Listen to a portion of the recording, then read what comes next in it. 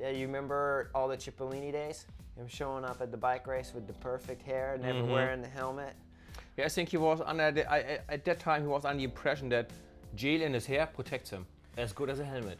There were no helmets, and it was crazy. In the sprints and everywhere, they had no helmets.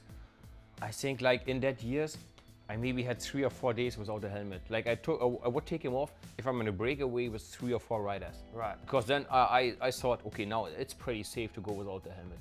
But the rest of the days, No, I always used to wear helmets. I remember Cipollini, and always there was the start of the race, perfect hair.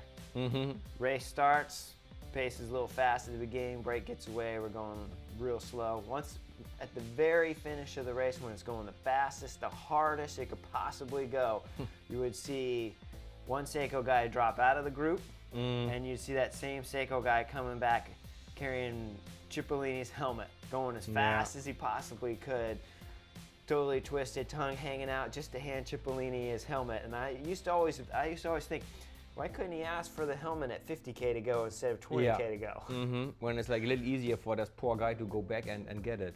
Who was the best guy when you first came into the European peloton?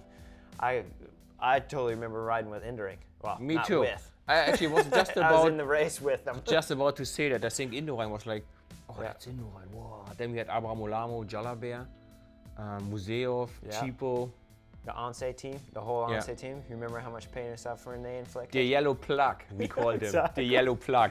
Jeez, when they were in a hurry, they could hurt you. Oh, you go like start list, Onse is not there. Whew. Oh, it was terrible. Terrifying.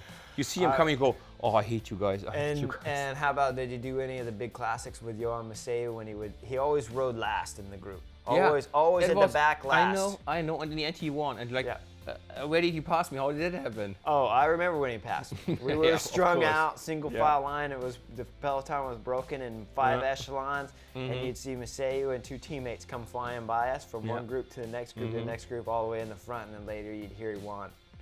I did one time Roubaix in probably 99 or 2000, and I was lucky enough to catch the morning break. So I had the first pavé sections quite peaceful because we were only 8 of us, you know, so it was easy. There was no fighting anymore. But then the favorites caught us, like the group of 15 they came by, and it's like, you know, Museov and Peters and all of these crazy guys. I swear they go twice as fast. And they sprint. It's like every time it's like a world championship final sprint to get first into the pavé. And then I was caught behind the Philippe Gaumont from Cofidis, and he crashed in front of me in Arenberg and broke his femur. Is that the femur? Yeah. He broke the femur, and I just get around, jumped, like carried my bike around, and hear him screaming in the mud, in the rain, jumping on my bike, not looking back, and just tried to catch the group.